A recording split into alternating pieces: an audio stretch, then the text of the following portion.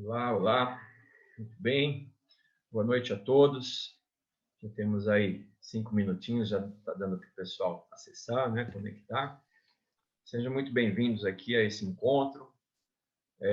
Em nome do Núcleo HNEP, o nosso diretor, Emerson Horta, saúdo todos vocês, para a gente ter esse bate-papo aqui muito interessante com a psicóloga Gisele Laranjeira. Eu sei que a maioria de vocês já conhece, né? Mas para quem está acessando aí a primeira vez com a gente, o Núcleo HNEP já tem 7 anos de existência. Ele está localizado no Jardim do Mar, em São Bernardo do Campo, e tem como o seu carro-chefe, né, o curso livre de psicanálise. Né? O Emerson, desde que abriu o Núcleo HNEP, ele trabalha com o curso livre de psicanálise, que é um curso que trabalha muito o autoconhecimento e que também oferece uma certificação de atuação como terapeuta psicanalista. Né? É um curso de 4 semestres de conteúdo e mais um semestre de estágio, né? O que possibilita justamente essa atuação, né, como terapeuta psicanalista. Nós estamos agora iniciando as matrículas para esse curso, que se inicia em agosto. Então, quem puder aí nos indicar, aí, ajudar a divulgar o nosso curso, tá? Nós estamos abrindo as turmas que se iniciam em agosto agora, né? E quem quiser saber mais a respeito, detalhes de grade, enfim, aí pode conversar com a Elaine, né? A Elaine, que é a nossa secretária aí, que nos ajuda em todos os assuntos, ela pode passar para vocês as informações, né? De preço, de duração, de documentação, tudo que for necessário, ok? Bom, hoje a gente está aqui, então, para esse encontro com a Gisele Laranjeira, psicóloga especialista em psicoterapia junguiana. Né? E a palestra de hoje é um tema bastante interessante, mitos e símbolos, a importância do simbolizar na psicologia analítica. Lembrando que vocês podem preparar algumas perguntas ao final aí da palestra. A Gisele vai responder algumas perguntas, né? E também importante, tá? Para todo mundo que precisar e quiser ter o certificado dessa palestra, a gente pode fornecer sem problemas, tá bom? Basta colocar no chat o seu nome completo, tá? Como você quer que ele apareça no certificado. Coloca lá assim: sim, quero o certificado, e o seu nome completo, que facilita para a Elaine selecionar aí quem quer, quem deseja ter o certificado, tá? É só escrever depois lá no chat, que fica mais fácil para a gente enviar para vocês, tá bom? Então, nesse momento, deixo vocês com a psicóloga Gisele Laranjeira para o início da palestra. Aproveitem Obrigada. bem. É com você, Gisele. Obrigada, Evandro. Obrigada, NEP. Queria primeiro agradecer, né, ao Emerson, ao Alexandre pelo espaço e por ele estar sempre exaltando a gente a conhecer as diversas formas da psicologia. E aí depois eu vou falar qual que é a diferença dessa psicologia analítica, né? Mas só para todo mundo me conhecer, meu nome é Gisele Laranjeira, eu sou psicóloga já faz 10 anos, trabalho com Jung desde que eu me formei, desde sempre. E sou daqui de Guarulhos. E eu quero agradecer muito todo mundo que está aqui nessa noite tão fria, gelada, e vocês estão aí dando um pouquinho do seu tempo para a gente poder conversar um pouquinho sobre o que é símbolo, o que é mito, para que a gente estuda essas coisas. Eu fiz uma apresentação, porque é difícil a gente falar de símbolo sem a gente falar com imagens, né? Então eu vou precisar aqui dividir com vocês. Aqui está dizendo que está disabled. Você sabe, Evandro, por quê que eu não consigo dividir tela? Está dizendo o quê? Não entendi. Que alguém tem que habilitar para que eu possa Ah, eu acho que eu sei. A Elaine, acho que abriu a sala, ela tem que colocar É, você como administradora. anfitriã. Isso, para que eu Elaine, tá ouvindo a possa. gente aí?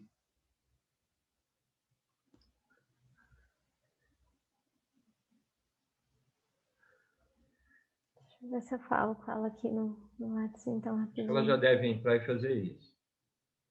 Tá legal. Né? Eu preciso mostrar aqui para vocês.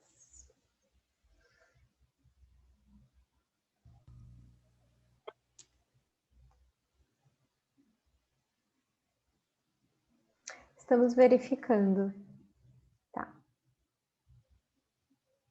Bom, então, enquanto eu vou dar uma adiantada então sobre alguns aspectos do que eu vou começar, para a gente não ficar tão atrasado, tá legal? A gente pode conversar um pouquinho inicialmente sobre o que é uma psicologia analítica, por que ela é tão diferente da psicanálise, por que ela nem entra nesse ramo da psicanálise. Porque a psicologia analítica, quando Jung, né, ele é um psiquiatra suíço também, né, que ele trabalha muito tempo depois, ele é um discípulo do Freud, né, todo mundo conhece a história, e aí ele vai trabalhando sobre as questões do inconsciente, mas ele rompe com algumas teorias que aí a gente precisa divergir mesmo esse assunto do que é o inconsciente, porque o Jung vai pensar de uma outra forma. Eu acho que aqui para mim já liberou. Peraí. Isso, liberou. Ah, legal. Então, só um minutinho que eu já vou passar aqui para vocês e a gente começa desde o início. Legal. Obrigada, Elaine. O pessoal é muito 10 aqui. Prontinho. Todos estão vendo a tela? Legal, muito obrigada.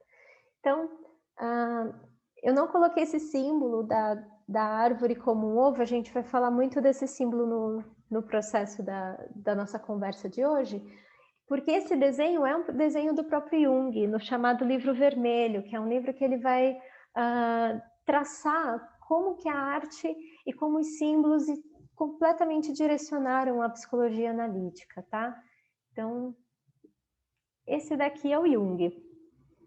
Então, o Carl Gustav Jung, ele era um psiquiatra suíço, e ele vai ter muita influência do Freud, porque eles vão trocar muitas cartas, eles chegam a viajar juntos, eles têm aquele encontro onde eles vão dividir algumas ideias, e aí eles vão por alguns anos trabalhar juntos nos conceitos da psicanálise. Até que em um dado momento o Jung começa a discordar de algumas ideias. E isso é super importante para a gente começar a conversar, porque o Jung ele vai discordar principalmente de duas ideias, que é muito fundamental. Elas são a base, né, da psicanálise.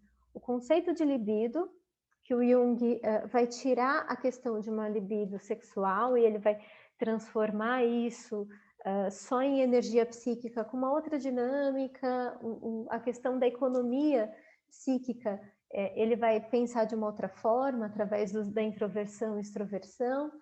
Enfim, para ele a libido vai agir de uma outra maneira do que o Freud vai pensar. E ele também vai entender o inconsciente diferente. É isso que a psicanálise difere da psicologia analítica, e por isso que a gente não pode chamar a psicologia analítica de psicanálise, porque a gente vai ter dois inconscientes completamente diferentes.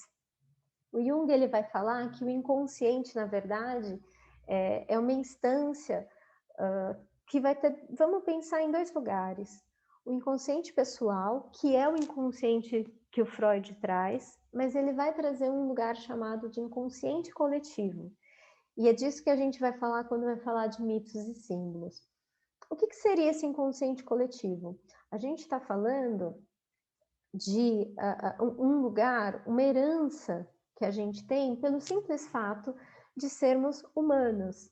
Então, ele vai dizer que toda a psique humana possui traços parecidos. Tudo bem, até aí. Só que o inconsciente coletivo ele vai trazer imagens, predisposições imagéticas ou predisposições de representação de alguns temas comuns. E como que ele vai falar isso? Como que ele pensou nessa ideia desses temas comuns? Porque em 1906 ele trabalhava num hospital psiquiátrico e ele ouvia os delírios dos pacientes, as imagens que eles traziam. Alguns deles já faziam alguns desenhos. O Jung começa a trabalhar um pouco com arte-terapia, que aqui no Brasil a Nise da Silveira engrandece esse trabalho e é reconhecida até pelo próprio Jung, mas isso é uma outra história. E aí ele vai ter um paciente, que essa é uma história muito interessante, que para ele foi fundamental para ele entender o inconsciente coletivo. Esse paciente, ele era uma pessoa muito simples, né? Ele era um escriturário lá na Suíça, tinha um trabalho médio, com recursos medianos. A gente está falando em 1906, não tinha internet, então ele não ia ter acesso a determinadas literaturas, determinados livros, determinadas pesquisas. E aí um dia esse paciente traz, ele estava num jardim junto com o Jung conversando, ele olha para o sol e fala para o Jung, olha, se você vira de um lado para o outro, né, você começa a ver uma determinada figura. Então ele diz assim, que se devia piscar as pálpebras olhando para o sol, que ele então poderia ver o pênis do sol, o falo do sol. E ele disse assim para o Jung, se ele mover a cabeça de um lado para o outro, você vai ver esse falo pendendo como se fosse um pêndulo do sol, e que era aí que se originava o vento. E Jung ficou com aquilo, nossa, que elaboração complexa, né, para um paciente numa esquizofrenia, mas não sei o que significa, ele guardou isso nas suas anotações, e 4 anos depois, ele vai fazer uma viagem, buscando, ele já estava começando a buscar sobre alguns mitos, ele já começava a ter alguma ideia, e aí ele encontra no livro desse autor, me perdoem se tiver errado a minha forma de falar, eu acho que é Dieretic, mas eu não vou ter certeza, tá?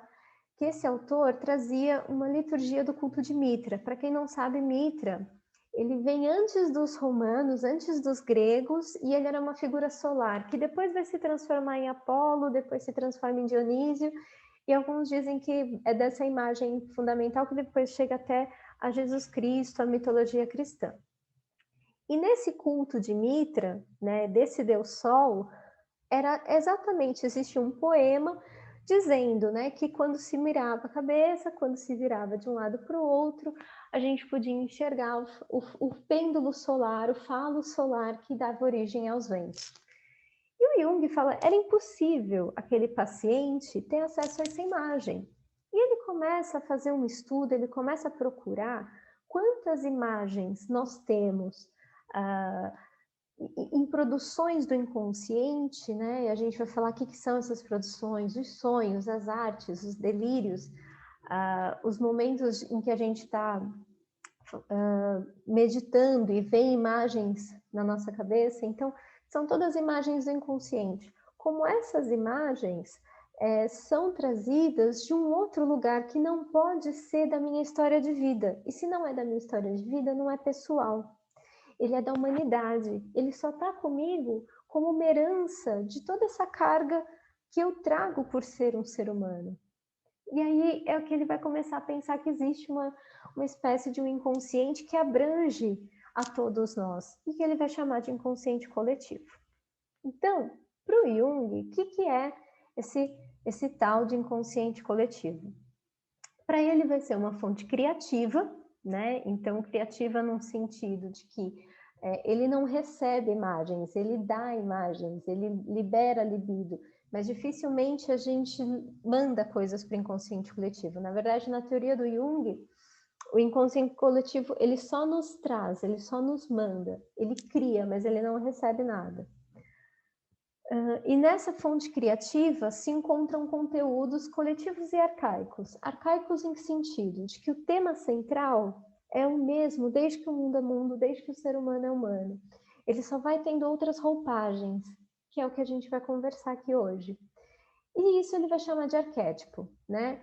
Ele chama arquétipo baseado numa teoria desse antropólogo, Levi Brough, que já tinha uma ideia, alguns anos antes do próprio Jung, que ele chamou de representações coletivas. Eu não vou gastar o meu péssimo francês, porque vocês não merecem. Então, o que ele vai falar desse inconsciente coletivo, dessas imagens que são os arquétipos? Quando elas vêm para nós, elas não vêm explicadinhas, né? Que nem essa ideia do sol, do falo, do vento. Na verdade, o que ele estava vendo era a rotação do astro solar, né? E considerando que isso tinha a ver com o próprio clima, com as estações. Então, na verdade, é uma linguagem simbólica, não é uma linguagem literal. Não é exatamente um falo do sol, né? É uma outra coisa que só depois, hoje, com a ciência, a gente consegue entender. E aí, o que são essas expressões? Como que esse inconsciente fala comigo, mesmo que de uma forma simbólica? Então, a gente trabalha muito com sonhos na psicologia analítica, né? Mas não é o único lugar por onde o inconsciente fala. Ele fala também em várias produções artísticas, desde quadros, que eu acho que é a forma mais comum que a gente imagina, mas na dança, no teatro, também a gente tem expressões inconscientes. Imagens meditativas, imagens projetadas por outros estados de transe. Então, tudo isso são formas de que a gente pode acessar o inconsciente. Pessoal, como eu estou dividindo aqui a tela, eu não consigo ver o chat. Então, se alguém quiser falar alguma coisa e me perguntar, pode falar, tá bom? Bom, por que eu trouxe a caneta para explicar para vocês o que é símbolo? Eu acho que é bem interessante, porque eu acho que foi uma grande divergência, a gente, até conversando com os freudianos, a gente fala, gente, às vezes uma caneta é só uma caneta. E tá, mas não é bem assim. Então, o que significa símbolo? Para começo de conversa. O Jung, ele definiu assim, é uma palavra ou imagem, ela é simbólica quando implica alguma coisa além do seu significado manifesto imediato. Mas, gente, então como assim uma caneta é só uma caneta se ele está falando que símbolo é algo que é muito além? É que é o seguinte, a gente tende a pensar que os símbolos eles são marcadinhos. Eles, então a caneta simboliza também um falo, ou então o copo significa o feminino. Não, depende. Porque a gente vai perceber que o símbolo, ele vai ter várias formas de se apresentar e depende da cultura, depende da pessoa, depende da situação em que aquele símbolo está sendo apresentado. Então, por exemplo, num sonho em que a pessoa tem uma caneta, mas a caneta está falhando e ele quer muito escrever uma carta. Hoje a gente não escreve uma carta, mas, né? Vamos lembrar que seja algo do tipo. O que isso quer dizer? Essa caneta ela não está simbolizando um pênis, ela não está simbolizando nada de um ato sexual. Ela está simbolizando uma dificuldade de comunicação onde a pessoa se sente ali, né, que não consegue falar, porque ela está tentando escrever e a caneta está sem tinta. Quer dizer, eu preciso ler o símbolo como ele é apresentado, mas não necessariamente como um livro que vem a tradução, toda caneta vai simbolizar tal coisa. Ou, por exemplo, olha, o paciente sonhou com a caneta do pai, e aí ele perdia a tampa da caneta, e a caneta era do pai, e ele ficava muito, quer dizer, já é outro símbolo. A caneta ali está simbolizando a relação com o pai, um medo de perda. Então, assim, a gente pode ter várias coisas e trabalhar com símbolo é perceber que aquele objeto, aquela imagem quer me dizer alguma coisa e que eu preciso fazer um trabalho de detetive sobre o que ele quer me dizer. E eu acho que essa é a coisa mais bacana da gente trabalhar com a psicologia analítica, é a gente ser um pouquinho detetive desses símbolos. Aqui, eu acho que eu coloco de uma forma bem clara como que a gente precisa analisar um símbolo. Eu preciso verificar o significado pessoal dele. Então, o que a caneta significa para o meu paciente, para a pessoa que está me contando o sonho? Era uma caneta muito especial, porque o pai deu no aniversário. Então, peraí, a gente já tira vários outros aspectos do que é uma caneta, porque ela tem um significado pessoal muito importante. Ou não. Às vezes a pessoa vai dizer, eu sonhei com uma caneta, era uma caneta qualquer. Significado social comum, né? Os objetos, eles têm, dentro do nosso senso comum, um próprio significado. Então, o que é uma caneta? É um objeto que eu uso para escrever. É um objeto que eu preciso ter um papel, eu preciso ter uma superfície para que ele funcione. Então, o significado social ou comum vai dizer muito mais sobre a funcionalidade, aquilo que a gente socialmente vê ou entende aquele objeto. E, por fim, um significado arquetípico. O que seria um significado arquetípico? A gente pode pensar, era uma caneta de ouro. A gente vai ter aí algumas passagens míticas, de mitos, de símbolos importantes em que alguém escreve com ouro. Talvez a gente pense em Midas, aquele que tudo toca vira ouro. Por que uma caneta, um objeto tão simples, é dourado, é tão rico? A gente pode pensar, me vem também um pouco daqueles... esqueci o nome daquele santo que escreve as leis e tal. Eu sou tão ruim com o nome de santo. Então, assim, a gente pode pensar em várias coisas em relação a essa caneta dentro de mitos antigos. É por isso que a gente vai pensando nos mitos, o quanto esse símbolo foi usado em histórias que se propagaram no tempo. Então, por exemplo, eu trouxe aqui, lembra que lá atrás a gente tinha uma árvore num formato meio oval, meio alguma coisa? Então vamos falar de ovo. É uma coisa simples do dia a dia, todo mundo, né, sabe o que é. Se o meu paciente fala que sonhou com ovos, o que eu posso pensar? Num significado pessoal, ele me fala assim, olha, o ovo faz parte do cardápio lá de casa. Tá, tudo bem, então são pessoas que consomem, né? Eles gostam, enfim, tá bom. Significados sociais, o que é um ovo? É uma fonte de alimento, né, de proteína, de origem animal, é vendido em mercado, em feira, no carro do ovo. Então é uma coisa bem acessível, tá bom. E os significados arquetípicos, que é os que nos interessam. A gente tem os ovos de Páscoa, que são super comuns na tradição brasileira. A gente tem mais antigos, aqueles ovos coloridos, que principalmente na Europa ainda se faz. Eles são uma herança do culto à deusa Ostara, que na verdade, Ostera ou Ister, ela era uma deusa também, para a gente pensar, ela é mais ou menos macedônica, ela é antes dos gregos, então ela é uma deusa da primavera, ela é uma deusa de quando eles tinham um solstício de primavera e eles faziam uma festa para ela porque ela cuidava das plantações, era ela que fornecia alimento, eles faziam cultos para que ela fornecesse grãos e por isso os ovos, né, que era uma forma de fertilidade, de vida e etc. E a gente vai ter algumas outras histórias de um ovo como um criacionismo, como um momento de criação. E aí tem um mito bem bacana, que é o mito de Pangu. E é um mito que eu adoro. E eu trouxe ele para contar para vocês. Porque há pouquíssimo tempo eu até contei com uma paciente e foi muito bacana. E tudo isso eu trabalhei com uma certa paciente também. Então, ela vinha trazendo muito essas coisas de ovo, de criação, mas ela não sabia muito o que fazer com aquilo, e vinha sempre essa imagem, e aí eu falei assim, olha, tem um mito que está me parecendo muito com você, eu vou te contar. Na mitologia chinesa, eles dizem que no começo, tudo que existia era um grande caos. Então, era um universo, o caos, e dentro desse caos tinha um ovo. E dentro desse ovo tinha uma criatura chamada Pangu. E ele ficou lá durante milênios e muitos anos, até que ele começou a crescer.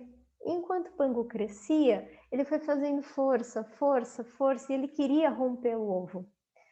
Conta a lenda chinesa que ele demorou 18 mil anos até que ele pudesse crescer o suficiente e quebrar o ovo. E aí, quando ele finalmente quebra o ovo, ele morre. E aí, quando o corpo de Pangu cai no caos, a vida acontece. Então, na mitologia chinesa, eles vão dizer que o suor de Pangu formou os mares, os braços formou os continentes, os cabelos as montanhas, e por aí foi se criando a vida através daquele corpo desfalecido.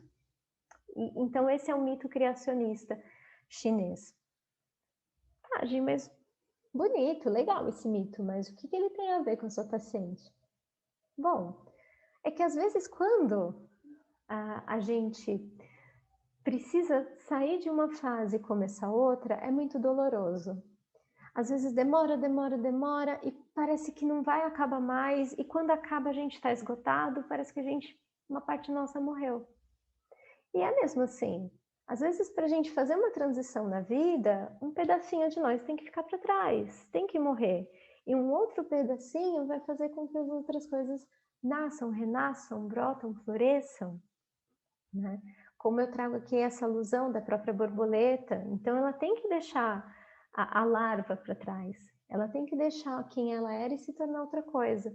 E esse mito do criacionista, esse mito do pangu, quando ele quebra o ovo e ele precisa fazer uma força tão grande que ele morre, que ele desfalece, é uma coisa que todo mundo passa.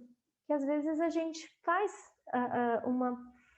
uma força, a gente passa por uma situação tão difícil que a gente acaba tendo que deixar um pouquinho da gente para trás.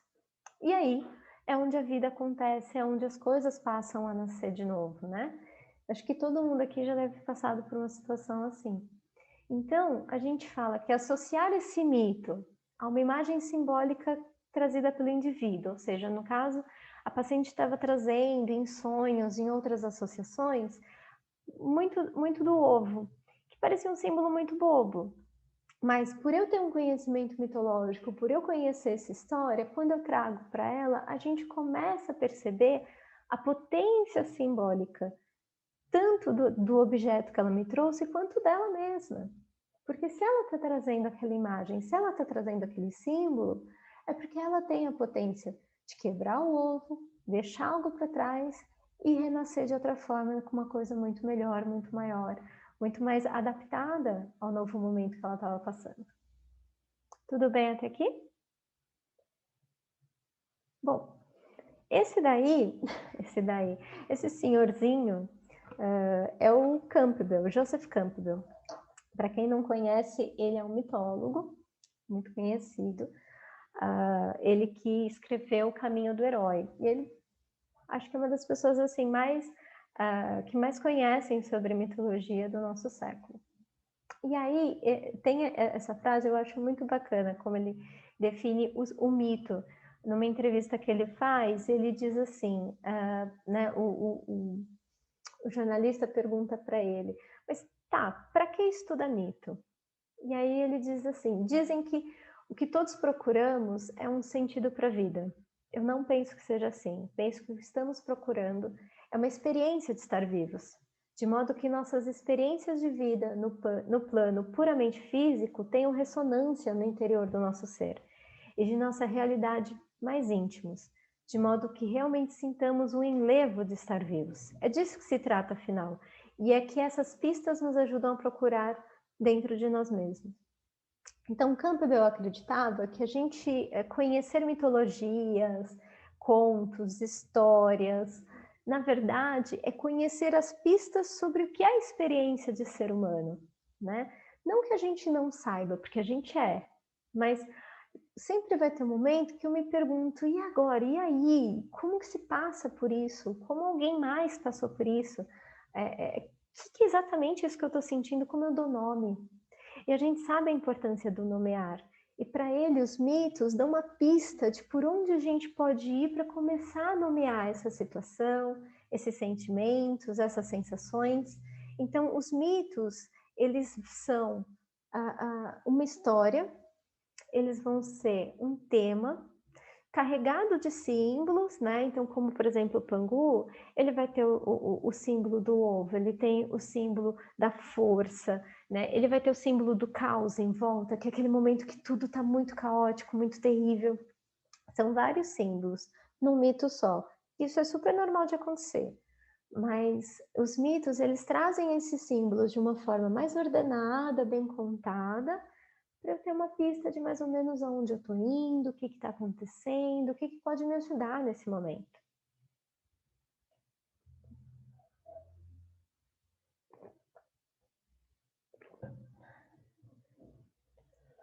Então, Os símbolos descrevem, ilustram a potencialidade simbólica do mito. A essência do mito permanece, enquanto seus símbolos se transformam e tomam forma de acordo com seu tempo e cultura. Aí por que eu trouxe agora esses ovos super coloridos? Porque lembra que eu falei que era da criação, quando o Pango morre, ele vai, ele recria, ele nasce. Depois, quando a gente vai um pouquinho mais para frente, na Ostara, ela também faz isso, né? Ela já começa a ser um mito, que é a Easter, é a Páscoa, de que renova-se a vida, né? A própria Páscoa também, ela é um mito de renovação da vida, já no cristianismo. Então a gente vai ver que o tempo todo a gente está falando, né, dos ovos no mito de vida, no mito em que a vida se transforma, no mito em que a vida ela nasce de uma forma, mas ela é transformada para uma outra forma, para uma outra coisa que naquele momento é mais necessário. Um objeto comum da vida moderna pode ser associado a um símbolo mítico, herdando a sua potencialidade simbólica. Então eu trouxe aqui o carro. É claro que, por exemplo, antigamente, nos mitos, você não tinha carro, né? Você tinha carruagem, ou o que hoje a gente chama de carro, mas não é exatamente o carro, como, por exemplo, dessa figura. Mas, simbolicamente, ele pode ter a mesma potência, né, do mito, a que a gente vai chamar de potência mítica, né? Que é do mito, não é místico, porque misticismo é uma coisa totalmente diferente. A gente está falando, por exemplo, é muito mais provável que o meu paciente vai sonhar com esse carro. Nem esse, eu só pus esse porque eu acho esse tipo de carro antigo bonito. Mas ele vai sonhar com Celtinha, com Ninho, né? Vamos pensar alguma coisa assim, com Fusquinha, que é mais bonitinho também. Né? Ele não vai sonhar, por exemplo, com essa carruagem de Apolo. Mas se eu perceber no sonho dele que ele está falando de um passar do tempo, ou, por exemplo, esse mito do Belerofonte é um mito que Belerofonte era filho de Apolo, né? E Apolo era o deus grego do sol. E que durante o dia, Apolo pegava o seu carro, que guiava o sol, que puxava o sol, e fazia o sol passar para explicar mais ou menos a passagem das horas, era mais ou menos isso. E aí um dia Belerofonte falou assim, não, mas pai, deixa aí que eu consigo, dá aqui para mim que eu vou. Apolo falou assim, tem certeza? Não, daí que eu vou. Foi. Óbvio que não deu certo, Belerofonte perdeu as rédeas, o sol sumiu, e aí é uma explicação para um eclipse, provavelmente, e Belerofonte acaba caindo no mar, ele morre também, e ele acaba morrendo. Então, muito trágico do que a gente deixar, por exemplo, um adolescente que quer pegar o carro e não pode porque a gente sabe que vai dar besteira, né? Mudam-se os carros, mas o perigo continua. Seria mais ou menos isso. Então, é uma imagem, é uma potência simbólica que a gente herda. Por exemplo, se o paciente não vai sonhar com uma carruagem em carros, ele vai sonhar com um carro normal do nosso dia a dia, mas a gente pode estar expressando a mesma coisa, a gente pode estar falando desse mito. Aí eu trago outras associações do carro que a gente tem. Então, a gente vai ter, por exemplo, no tarô. O tarô, como ele a gente nem sabe, na verdade, quando o tarô ele é muito antigo. Mas vamos pensar que ele nasceu na era medieval, que é mais ou menos o que os autores entendem, eles não conseguem mapear de muito antes. Então, vindo de uma figura, né, de um objeto medieval, a gente está falando ainda de carruagem. E, de novo, né, ele super atrelado ao sol e a esses cavalos que vão conduzindo o tempo. Do mesmo jeito, entre os vikings, a gente vai ter uma imagem muito parecida com o Apolo, só que no lugar de um homem era uma mulher, que era a deusa Sona. Então, essa deusa, ela fazia a mesma coisa que o Apolo para os gregos, só que para os vikings, era essa mulher que seguia com a carruagem, fazendo com que então o sol passasse pelo céu e contasse as horas. Nos egípcios, era uma barca, não era um carro. Mas a mitologia, a essência mítica é a mesma. Então, Ra, com o seu barco, passava pelo rio, levando o sol até o submundo, depois ele voltava. E tem toda uma história do encontro dele com a Pops no submundo, enfim, é uma história bem bacana. Para a gente ver como, olha, a gente está falando de carro, a gente está falando de carruagem, a gente está falando de um homem, a gente está falando de uma mulher, a gente está falando de um barco. Então, conhecer mito não é tão chapadinho. Fazer essas associações não é pegar, se tem carro é o mesmo mito. Não, peraí, como que era esse carro? O que ele fazia? Ele pega o sol, ele pega a lua? Por exemplo, a nórdica Suna, ela vai ter uma contraparte, assim como Apolo tinha a irmã, que era a deusa da lua, né? Que era Ártemis. Só que Suna era o marido dela, que era um deus lunar. Ele era um homem. E ele também tinha uma carruagem. A Ártemis não carrega nada, ela nunca teve carruagem. Então a gente está falando assim, são mitos diferentes, então o carro do sol para os gregos tinha uma posição, para os vikings tinha outra, para os egípcios tinha outra. Mas o mito do sol ser carregado por alguém para que o tempo passasse, estava em todas essas mitologias. Isso não mudou. Isso é um arquétipo. Então, a passagem do tempo, depender dos deuses, era uma ideia arquetípica. Quer dizer que o meu tempo, ele é contado pelos deuses. Esse tempo depende da boa vontade de outra pessoa. Esse tempo não depende de mim. E aí vem uma pergunta que eu acho bem intrigante, todo mundo acaba fazendo. Todo objeto é um símbolo? Sim e não. Depende. Depende de como ele é apresentado. Eu posso considerar qualquer objeto um símbolo, desde que ele esteja trazendo para mim uma mensagem maior do que aquilo que ele é. Ou seja, como a gente conversou da caneta, como a gente está falando de um carro é só um carro. Um carro num comercial da TV é só um carro sendo vendido para um comercial. O carro que o seu paciente tem há 30 anos e não vende, mesmo que ele não tire da garagem, porque foi o primeiro carro que ele comprou e era do pai, e ele só vai lá e só fica trabalhando, aquilo é um símbolo. Aquilo já não é mais um carro. Então a gente precisa se perguntar se esse objeto é um símbolo, porque ele possui uma carga simbólica, ele possui uma carga de significados muito maior do que ele apresenta à primeira vista, tá? Já alguns objetos são considerados símbolos independente desse contexto, porque eles estão ligados a um significado mítico que já foi impregnado no nosso senso comum, né? Pelo uso exagerado, pelo uso simbólico. E aí eu trago 3, e eu sei que eu trouxe um terceiro, mas a gente vai falar. Então, primeira coisa, a cruz. Mas a cruz, ela é simbólica em qualquer contexto? Sim, né? Porque a cruz, ela não é uma coisa que eu quero ou não que ela seja simbólica, ela simplesmente é. Né? Eu não posso tirar dela uma simbologia tão carregada quanto a do cristianismo, até por toda a história que o cristianismo tem na nossa cultura, né?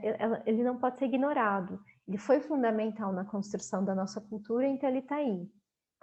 A pomba, também associada ao cristianismo, ela é um tipo de símbolo que foi transformado, porque ainda antes dos gregos, a pomba ela era ligada ao pneuma. Ela era, na verdade, o símbolo do Espírito, não do Espírito Santo. Então, foi uma transformação simbólica. Se a gente for nos mitos mais antigos, você nunca vai ver pomba como um deus. Ela, na verdade, era o espírito humano de alguém que morre e ascende aos céus, né? Ou ascende ao lugar dos mortos.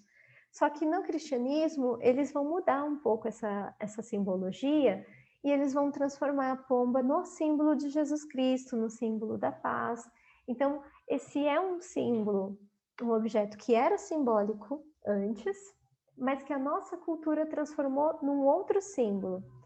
Mas e aí, Gi, o que eu vou entender? Bom, eu acho que a gente vai sempre trabalhar com um pé na nossa cultura primeiro, depois a gente passa para as outras, tá? A mesma coisa, a mesma transformação, só que em vez de uma transformação melhorzinha, foi uma transformação bem terrível, né? Que é esse símbolo daqui da suástica. A suástica, na verdade, ela era uma runa ligada ao deus Odin. E aí, ela acaba sendo transformada num símbolo nazista, ela acaba sendo transformada num símbolo que hoje a gente vê e só traz dor, memórias de uma guerra terrível, e sendo que, na verdade, antes, na sua origem, na sua cultura primária, ela era uma runa totalmente diferente, era um símbolo completamente diferente, que tinha um significado diferente. Mas a primeira coisa quando a gente olhar, no nosso senso comum, não é pensar nesse primeiro significado, é no significado impregnado pela história e por todo o teor que ela traz. Então é isso que a gente leva em conta. Deixa eu dar uma olhadinha aqui. Tá, ninguém falou nada no chat. Outros são objetos comuns, mas possuem enorme significado mítico que se perdeu na modernidade. Então, por exemplo, a árvore, todo mundo vê a árvore é uma coisa completamente comum. Mas nos primeiros povos, a árvore ela é considerada uma divindade em si, né? Quando a gente fala dos sistemas totêmicos da Austrália, que o Durkheim estudou, Durkheim foi um antropólogo, mas gostava muito de mitos também. E ele vai estudar bastante sobre alguns sistemas australianos de povos mais primitivos, e muitos deles se acreditavam originários de uma árvore, né? Os próprios nórdicos também, eles tinham, ao invés de vir do barro, eles vieram de pedaços de madeira. O primeiro homem e a primeira mulher nasceram de pedaços de madeira. Na África, você vai ter a árvore do tempo, o Orocô. Os nórdicos também vai ter a Yggdrasil, que é a árvore da vida. Então, assim, a simbologia da árvore ela pode ser muito poderosa. Ela pode ser um mito de criação. A gente vai ter também a árvore dos gregos, que é as maçãs douradas do Jardim da Juventude. Enfim. E, claro, o próprio mito cristão da árvore, né? Então, a gente, num símbolo, num objeto tão comum, a gente pode ter um potencial mítico. Como que eu vou saber? Você vai saber pelo contexto, né? Como que essa árvore é apresentada? Ela está num sonho? Ela veio num desenho? Ela está do lado de uma árvore, de outras árvores, do lado de uma casa? Tem atenção a elas? Passa despercebida? Então, assim, a gente precisa entender o contexto, e quanto mais eu conheço de mitologia, quanto mais eu estudo símbolos, mais fácil fica eu conhecer os sinais. Outro objeto que eu trouxe aqui, que é a caveira.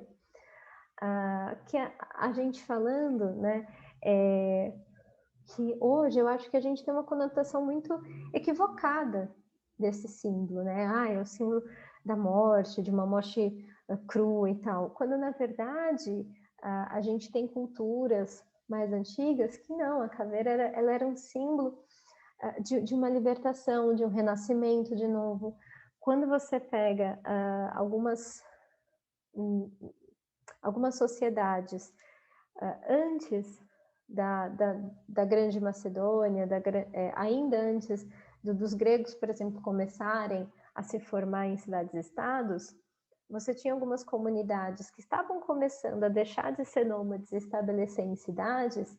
Eles passam a cultuar caveiras na terra para que as coisas florescessem.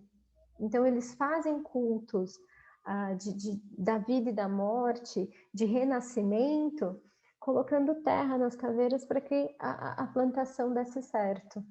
Então, a gente hoje só enxerga o conceito da morte, mas já teve outros significados. E aí eu falei, eu estava comentando com o pessoal que vocês iam acabar comigo hoje, porque eu não sabia que tinha jogo do Corinthians, mas, enfim, a família toda é corintiana, gente, eu tinha que trazer. Então, outros parecem símbolos, mas não são, tá? Porque eles são chamados de signos, eles são como logotipos e identidades visuais. Então, por exemplo, só de olhar, esses dois primeiros aqui, essas argolinhas, elas nem precisam ter nome nem nada, todo mundo sabe do que eu estou falando, que é um símbolo das Olimpíadas. O de baixo, eu acho que nesse friozinho ainda mais ainda, né? Na quarentena todo mundo descobriu o que é isso aqui, que é a Netflix. Então, ela não é um símbolo, ela é uma propaganda, ela é uma marca utilizada para algo de um produto do capitalismo. Ela não é um aspecto do inconsciente coletivo, tá? Ela está muito na nossa consciência. E por que eu trouxe do Corinthians, gente? O símbolo do Corinthians. Tá, vocês podem até chamar símbolo do Palmeiras, símbolo de São Paulo, símbolo do Santos, mas para nós, na psicologia analítica, não é essa a conotação de símbolo, tá? É uma marca.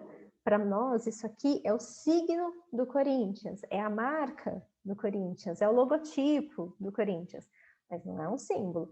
Por mais que algumas pessoas até tratem o Corinthians como uma religião, mas tudo bem. E aqui, do outro lado, a mesma coisa. A Nike, a Coca, eles transformaram a marca de uma forma tão bem desenhada e tão massivamente colocada para nós, que às vezes só de ver a cor, o formato, eu já sei que é aquele produto. Mesmo assim, isso não é símbolo, tá bom? Mas e aí? E esses aqui? Os Nerdpira. São símbolos? Sim e não. Eles vêm naquele contexto. Alguns signos, algumas marcas podem se tornar símbolos quando o seu produto é identificado com mito modernizado, ou seja, quando o mito se atualiza através de uma imagem comercializada ou artística. Por exemplo, hoje, algumas pessoas só vão ver, é aquele negócio lá do Superman, é aquele escudo do Capitão América. Sim, mas para algumas pessoas, né, principalmente as pessoas que gostam mais desses filmes, dessa cultura geek, isso pode ser um símbolo de heroísmo. Ele pode mirar nisso para entender um conceito do herói, ele pode projetar o que é um herói dentro desses papéis. Né? Do mesmo jeito que a gente vai ver que a gente projeta vários heróis em outros papéis, e a gente vai falar disso agora.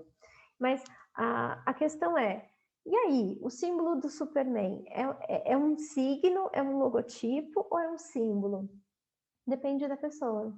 A pessoa ela pode ter criado uma crença, ela pode ter criado um afeto tão profundo com aquela imagem que ela vira um símbolo, do mesmo jeito que aquele carro, do mesmo jeito que aquela caneta, mas ele escolheu uma coisa que é industrial, que é formada, e ok, tá? Sem preconceitos. Que nem eu falei brincando, realmente, às vezes o símbolo do Corinthians, do Palmeiras, do Santos, pode ser também um símbolo para aquela pessoa se ele tratar aquilo como que a gente chama de religião invisível. Para ele é tão profundo o seu amor, sua fé, tudo que ele devota àquele time, que é praticamente uma religião. Mitos modernos. Vai ser a última parte aqui, tá, gente? Eu já prometo que eu paro de falar rapidinho. O que a gente está falando o tempo todo? Que não adianta só eu estudar os mitos antigos. É super importante para entender os símbolos e tudo mais, mas esses mitos, eles vão usando outras roupas, eles vão se transformando durante o tempo. E eu acho super importante a gente perceber os mitos como estão sendo contados hoje. Então, eu trouxe alguns exemplos para a gente pensar, e aí depois no final do nosso bate-papo eu quero ouvir de vocês o que vocês acham desses mitos modernos que eu vou trazer. O primeiro deles é sobre esses deuses falíveis, e que não é uma coisa tão moderna, na verdade é super, super antiga, porque é pré-cristã. O primeiro Deus que é infalível é o Deus cristão. Antes dele, os deuses eram exatamente como eles têm mostrado com esse Thor. Por mais que ele seja meio jocoso, é um personagem, ele era assim na mitologia nórdica, apesar deles terem mudado algumas coisas. Mas ele era um fanfarrão, ele era irresponsável, ele era briguento. Quem lê a mitologia nórdica, e se você pega, por exemplo, eu sempre aconselho vocês lerem a ópera do Wagner, que é o Anel de Nibelungo. É uma ópera muito bacana e muito fácil de ler. Ela é bem, bem gostosa. O Thor é um fanfarrão, sabe? Ele é cômico. Então, ele e o Loki, por mais que eles se odeiem e se odeiam na mitologia também, eles não são infalíveis, eles fazem coisas bestas, falam, mas por que você fez isso? Mas eles fazem. né? Como a história mais comum, o Thor consegue perder o machado e ele tem que se vestir de mulher para ir buscar junto com os gigantes, e aí o Loki tem que se vestir junto, eles passam por dama e companhia. Então, assim, a gente está retomando hoje essa coisa de deuses falíveis, de que esses deuses que têm aparecido nos filmes, a gente tem um filme muito bacana para pensar disso, saindo um pouco de heróis, que é aquele com Will Smith, que ele encontra a morte, o amor e tudo mais. E eu não vou lembrar agora o nome desse filme. Se alguém lembrar, por favor, depois me fala. E nesse filme, ele vê como, tipo, não existe algo tão perfeito. Será que alguém conta aqui pra mim qual que é? Jonathan, já te respondo, tá? Então, assim, nesse filme do Will Smith, a gente vai ver que o amor, ele é falível, né? Ela tem seus medos, tem seus receios, a morte. Então, a gente está retomando ideias de que nem tudo é tão perfeito. E talvez porque a gente esteja encarando um momento do mundo em que realmente nada é tão perfeito. E a gente está começando a pensar nessa falibilidade desses deuses antigos, principalmente esses deuses muito singulares, ou seja, esse Deus que é um Deus da justiça, é o Deus do amor, é o Deus da criação, né? Muito diferente do mito cristão. O mito cristão, ele vai pensar numa outra forma de um Deus que é infalível, que é total. Antigamente, antes desses deuses, eles todos tinham personalidade muito humanas, né? Que está sendo é mais ou menos isso que tem sido trazido nos mitos modernos. Então, não é tão moderno assim, é uma Gisele. repescagem. Oi. Oi, desculpa te interromper. O pessoal tá falando no chat o nome do filme. Beleza? Qual que é? É Beleza? Beleza Oculta. Isso. Ai, gente, obrigada. É esse mesmo. É esse mesmo. Esse filme é muito legal para a gente pensar nisso, né? De que, olha, não é tão infalível e ainda que seja uma divindade, ainda que seja uma força superior. E é um filme lindo. Quem quiser assistir, é bem bacana. Obrigada, gente. Um outro mito moderno que eu, como psicóloga, fico com o pezinho um pouco atrás, que é o vilão muito humanizado. Por exemplo, saiu o novo filme da Cruella, não vi, quem vê, por favor, me fala. Mas eu trouxe essa personagem por um motivo. E qual que é o problema do vilão humanizado? É claro que é muito legal a gente pensar que se os deuses não são tão infalíveis, então não existe algo totalmente bom, não existe algo totalmente ruim. A gente começa a pensar nas nuances, no cinza. E claro, isso é muito legal. O problema é quando a gente começa a humanizar demais o vilão, me lembra muito a Arendt falando que é essa banalização do mal, como a gente começa a banalizar algumas coisas. Então, a série da Wanda, que foi muito sucesso esse ano e tudo mais, e Wanda é essa personagem. Para quem não conhece, ela é uma bruxa e o namorado dela morre, ela fica muito triste, e aí ela sequestra uma cidade inteira para viver o luto dela, e as pessoas que estão nessa cidade são obrigadas a serem personagens dessa vida que ela quer inventar com o namorado que ela faz surgir lá. Tá. A série é toda bonitinha, todo mundo sofre com ela, tadinha, ela tá sofrendo, luto. Tá, mas ela sequestrou uma cidade inteira. Ela fez pessoas da cidade inteira serem escravas da imaginação dela e dos desejos dela. E aí a gente vê nesse novo contar de histórias, mas ai, tadinha. Não, gente, foi errado. Aí você pega outros vilões de contos de fada, vamos repensar no vilão. Tudo bem, legal pensar, mas continua sendo vilão, né? Continua sendo a Cruella, continua sendo uma pessoa que mata cachorrinho. Então, assim, até onde é bacana ou não a gente relativizar esse mal? E a gente, como pensando em psicologia, acho que é nossa obrigação pensar o que isso quer dizer da nossa geração, o que isso quer dizer desse momento que a gente está passando, por que o mal está sendo tão relativizado. Isso é muito importante para nós.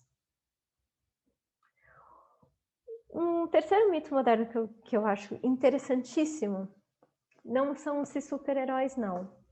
Eu vou para um outro tipo de herói, que é o herói da miséria. É o herói que se faz porque, sem nada, sem nenhum tipo de ajuda, ele caminhou 30 quilômetros para ir para a escola, dormia 2 horas por dia, se formou e fez seu primeiro milhão. Gente, isso não é legal. A pessoa não dormia, sei lá o que ele passou andando, sei lá. Quer dizer, como que a gente está tornando heróis pessoas que vencem esse sistema que a gente vive, capitalista, sem oportunidades, o herói que transgride os nossos status sociais, que são cada vez mais distantes, principalmente num país como o nosso. Então, a gente está revendo o herói, ele não é mais o Hércules super forte, que derrota monstros. Não, ele derrota o trabalho assalariado, sabe? Esse é o grande monstro dele. O leão de Medeia é 3 horas de trânsito. Então, como mudou a nossa visão de herói? E isso é super importante também para a gente pensar. Deixa eu ver, pessoal. Mais alguma coisa? Tá. Então, esse filme aqui é aquele Quem Quer Ser um Milionário, até do rapaz indiano e tudo mais. É um filminho até um pouquinho mais antigo, mas eu acho que ele trata bem esse novo herói, né? Que não é mais um herói como, por exemplo, Ulisses, os gregos. Ele não é um grande herói que vai para a guerra. A guerra dele é conseguir pagar conta. E isso pra gente, quando a gente vai tratar o dia a dia, é importantíssimo. A gente discutir que herói é esse, que miséria é essa, o que esse herói está tentando transpor. Um outro mito moderno que a gente esbarra muito na clínica, e eu acho que também é muito importante a gente trazer, que é esse corpo-máquina perfeita.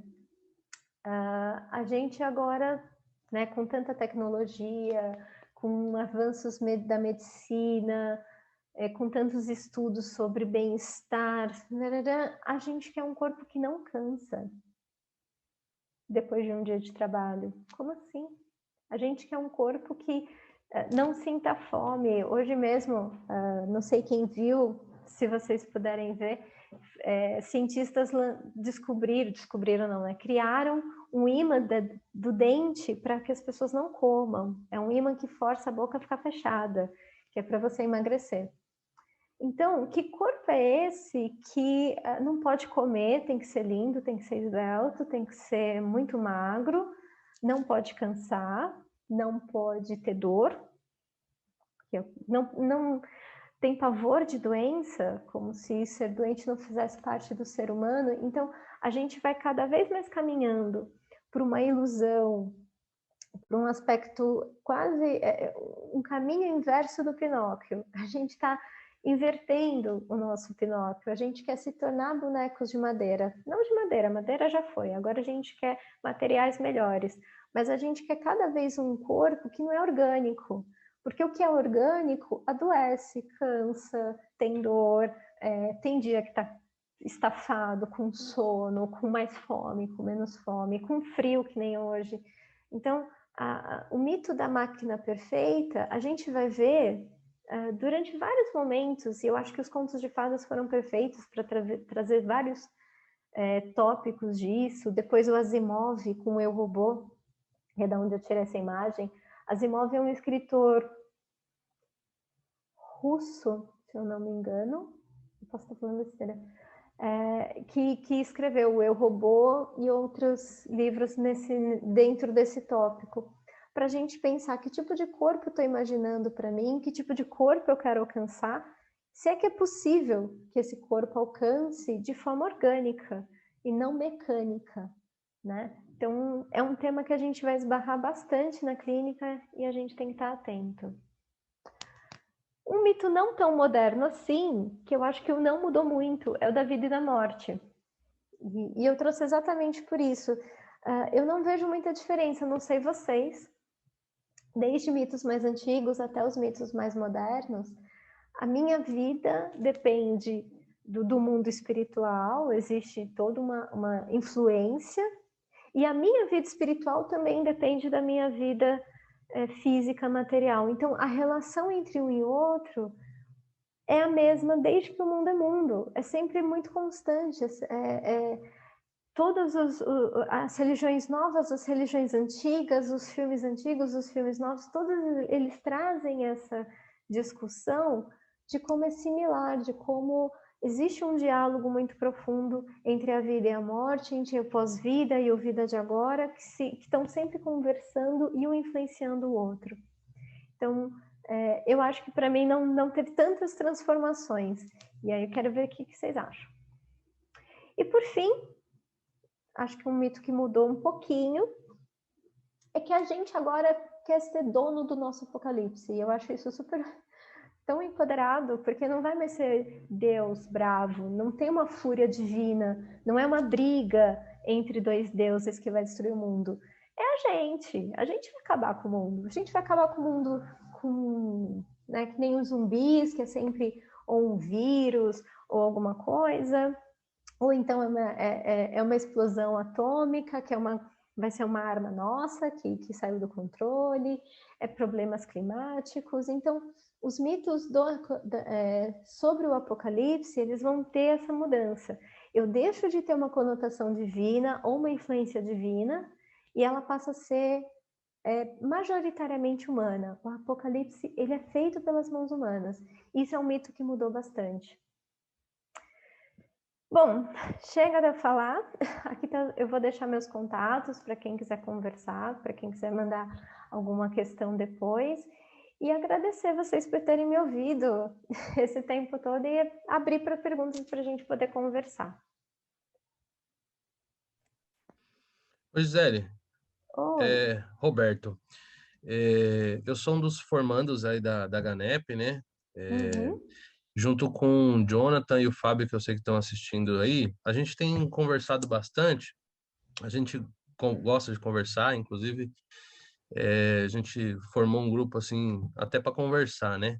Legal. E os dois gostam muito de Jung, né? E com certeza, na minha sequência, vão vir aí para fazer perguntas, com certeza, não tenho dúvidas disso. Mas eu queria... você estava falando ali dos heróis da miséria, e me veio na cabeça muito a ideia do mártir, né? Que os mártires que surgiram muito antes. Então, não é um mito moderno, né? Eles só foram repaginados, né? Porque o mártir tem essa ideia, mais ou menos, de ser aquele que se sacrifica, aquele que você mata e ele se torna um mito perante o povo, né? Isso, Roberto. Perfeito a sua análise. Obrigada por estar aqui. Só que o mártir ele vai ter uma diferenciazinha, né? Ele morre. Ele morre. E ele morre por alguém, ele morre pelo outro. O herói da miséria, ele precisa de uma certa dose de egoísmo, né? Então, ele tem que fazer para ele quer ficar rico. Eu atuo junto com um grupo de estudos da USP de psicologia, religião e política. E seria mais ou menos os heróis liberais, é o herói do liberalismo, né? Que eu sou a empresa de mim mesmo, eu sou o dono de mim mesmo. Então, ele vai fugir um pouquinho da temática do mártir, talvez nesse sentido de que ele não vem morrer por todos nós e salvar a todos nós. Mas a dose do sofrimento, acho que você pegou perfeitamente, é isso mesmo. Acho que ele repagina esse sofrimento, mas com uma recompensa depois. É interessante isso pensar. E aí, já concluindo, porque eu já esperava que você fosse me dizer isso. Durante muito tempo eu trabalhei com coaches, né? Eu sou coach também, enfim, e conheci muito coach, daquele coach que vem de uma vida perfeita, inclusive do corpo da máquina perfeita, né? Eu trabalhei com um coach que hoje está no Instagram aí, que emagreceu sem precisar de cirurgia, sem dieta, tomou a decisão e tal, não sei o quê, e vende isso, né? Mas o que ele vende? Ele não vende o corpo perfeito. O corpo perfeito é só para que ele mesmo possa trabalhar a necessidade egóica que ele tem. Mas o que ele vende? Ele vende a história sofrida dele, de que se ele pode, o outro também pode. E aí, quando você falou da máquina perfeita, da venda da perfeição, eu me liguei muito nessa ideia do sofrido que sofreu e deixou de beber, e deixou de sair com os amigos e tal, para vender aquela vida perfeita. E hoje a gente tem muito disso, né? As pessoas vendem muito isso nas redes sociais. Sim, mas é isso mesmo. E essa é uma ideia que nasceu lá no protestantismo, se a gente for pensar, que é a ideia de que você precisa sofrer muito para chegar depois num pós-vida num lugar de merecimento. E aí depois a gente retoma de que não precisa ser no pós-vida, pode ser aqui e tal. E aí, mas a ideia continua a mesma. Porque se você pegar essa ideia de sofrimento em outros mitos, ela não se justifica tanto, porque as pessoas elas entendem que assim, os deuses, quando os deuses eles eram mais personalizados, eles também sofriam. Então, o sofrimento era uma coisa natural. Não é porque eu estou sofrendo que eu vou ganhar alguma coisa, porque se até os deuses sofrem, eu não vou ganhar nada sofrendo. Não faz sentido eu pensar isso. Então, não tinha essa ideia de que o sofrimento ia me garantir algo. Isso acontece quando a gente começa a ter religiões monoteístas.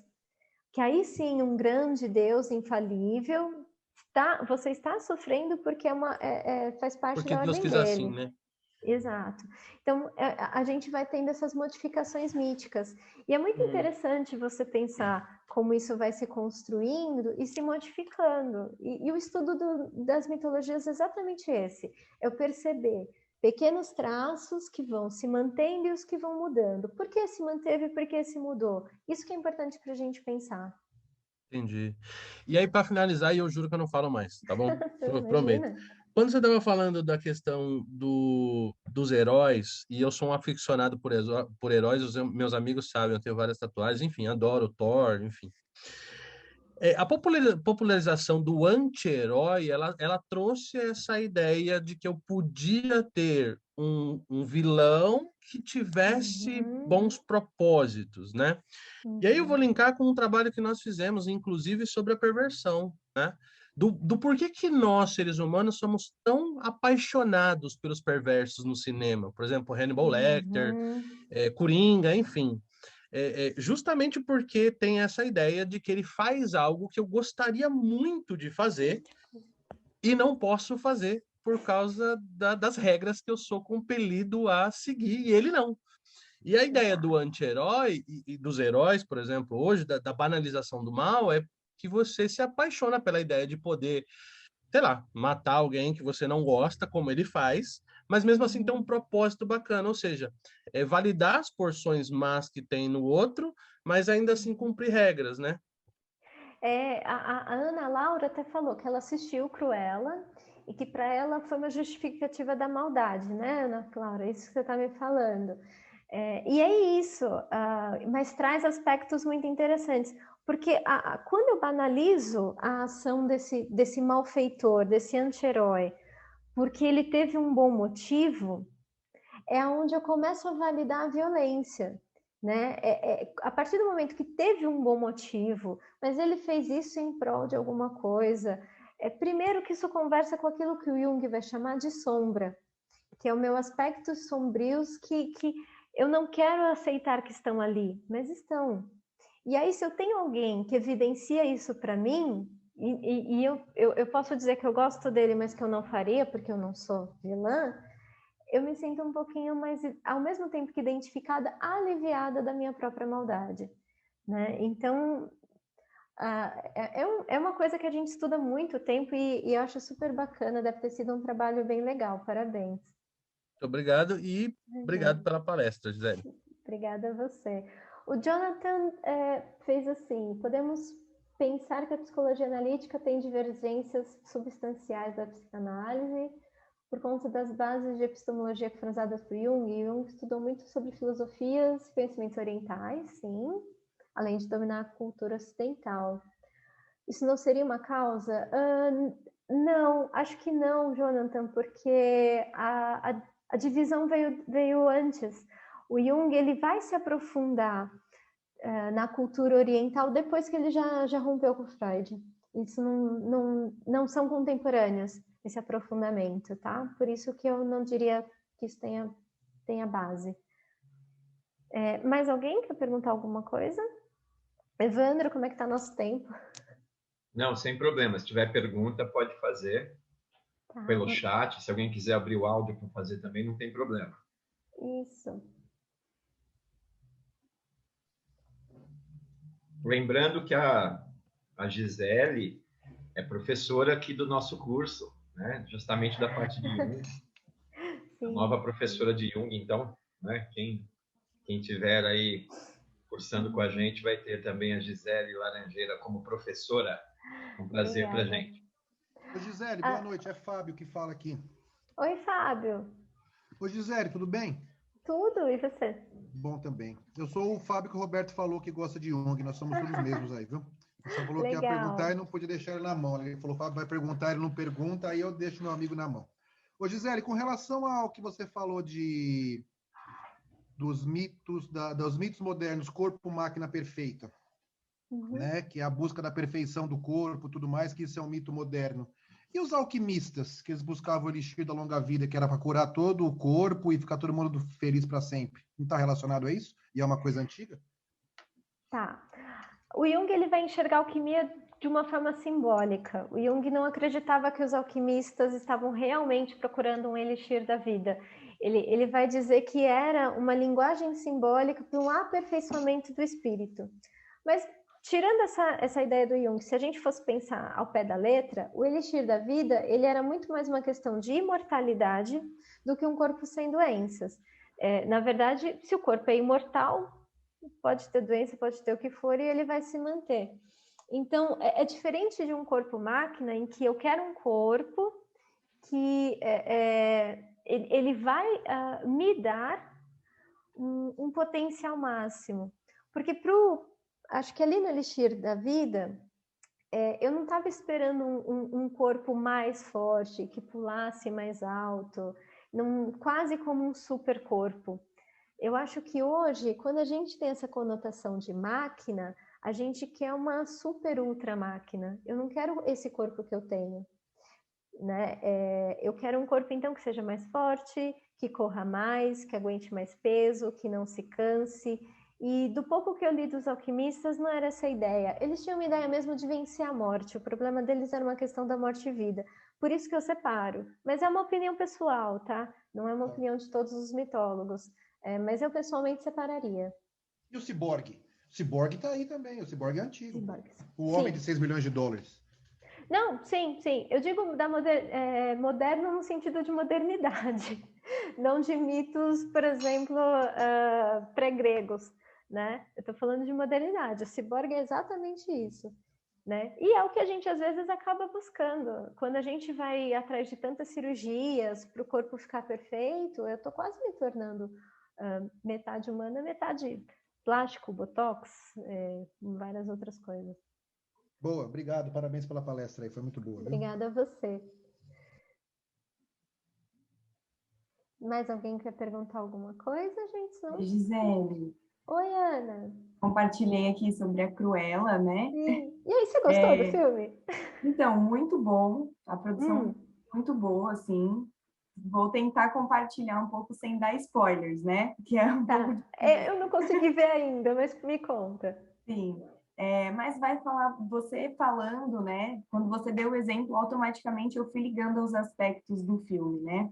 E vai trazer muito sobre essa questão da vida sofrida, de uma história difícil, de um trauma muito forte, de descobertas.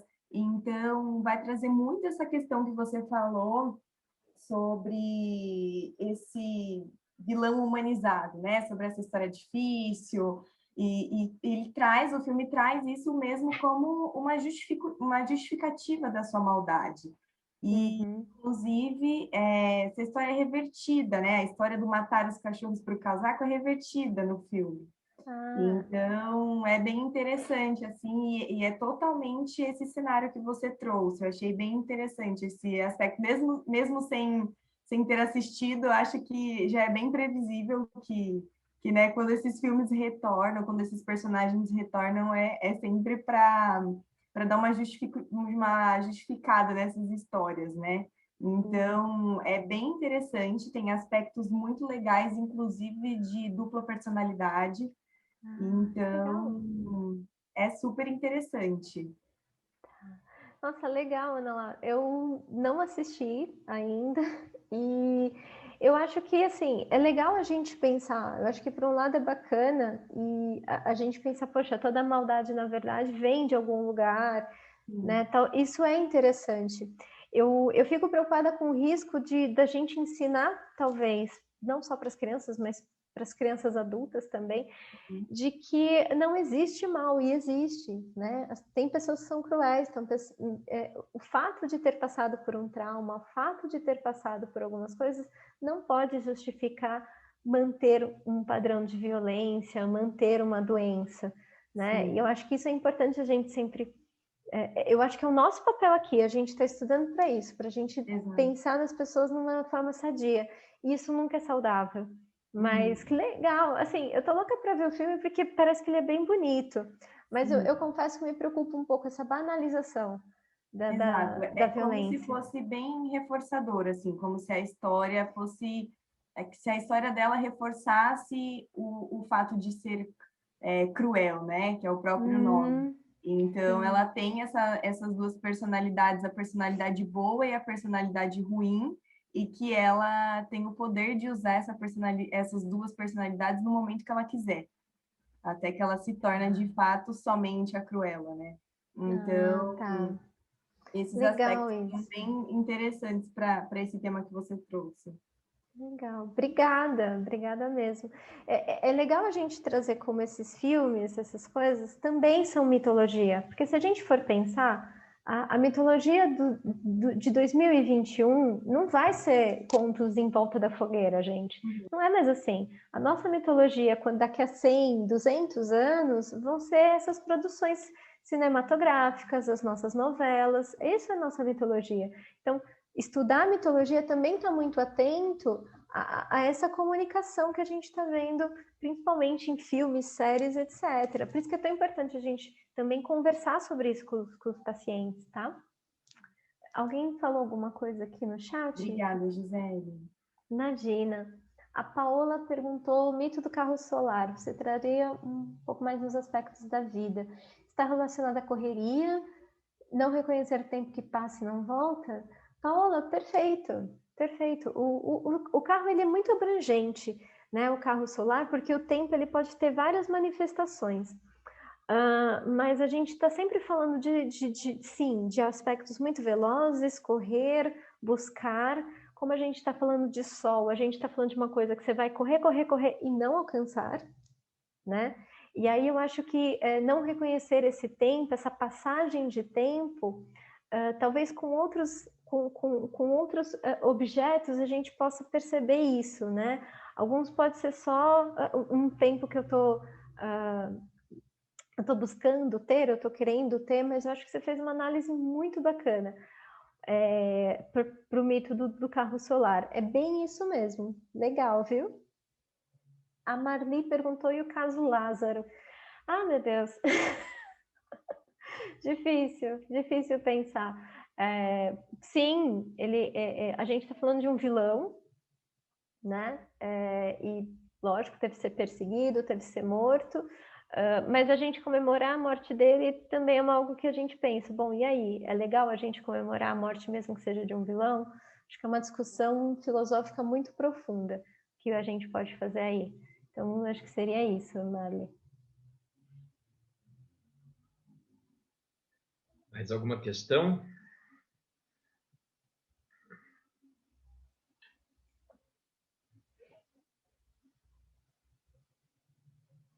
Acho que não.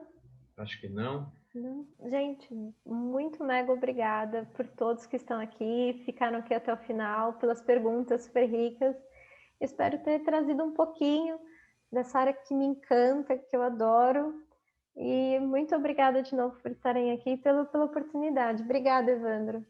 Valeu. A gente agradece muito aí o tempo que você dedicou para trazer aí esse tema, que é bem interessante. Tem muito a ver, né, com a nossa vida moderna mesmo, como você colocou vários casos, né?